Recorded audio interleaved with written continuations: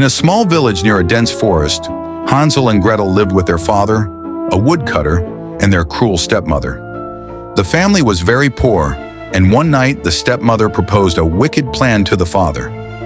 "We don't have enough food to survive. Let's leave the children in the forest so we can save ourselves," she said. At first, the father refused, but eventually he gave in to her pressure. However, Hansel overheard their plan and secretly collected white pebbles at night. As they were taken deep into the forest the next day, he dropped the pebbles along the way to leave a trail. Thanks to this trail, Hansel and Gretel managed to find their way back home. But the stepmother was relentless. She took them even deeper into the forest the second time. Hansel tried to leave a trail again, but this time he only had small pieces of bread, which were eaten by birds. As night fell, Hansel and Gretel became lost in the dark forest. At dawn, they stumbled upon a house made of gingerbread, candy, and cakes.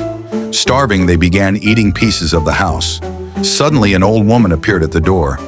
"Come in, children. I have more food inside," she said with a seemingly kind smile. But the old woman was actually a wicked witch. She captured Hansel and locked him in a cage while forcing Gretel to work as her servant. The witch planned to eat Hansel, but she wanted to fatten him up first. Every day she would ask Hansel to stretch out his finger so she could check if he was ready to be eaten. Hansel cleverly showed her a small bone instead, tricking her into thinking he was still too thin. Eventually, the witch grew impatient and decided to eat Hansel regardless. She instructed Gretel to heat up the oven. However, Gretel pretended not to know how to light it. When the witch leaned over to demonstrate, Gretel pushed her into the oven and slammed the door shut. Hansel and Gretel escaped, taking all the jewels and food they could find from the witch's house. By sheer luck, they found their way back home.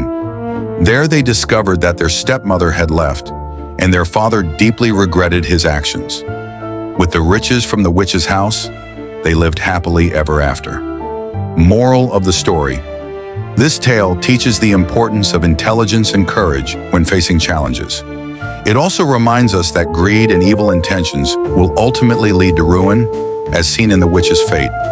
Above all, it highlights the value of family love and unity in overcoming hardships.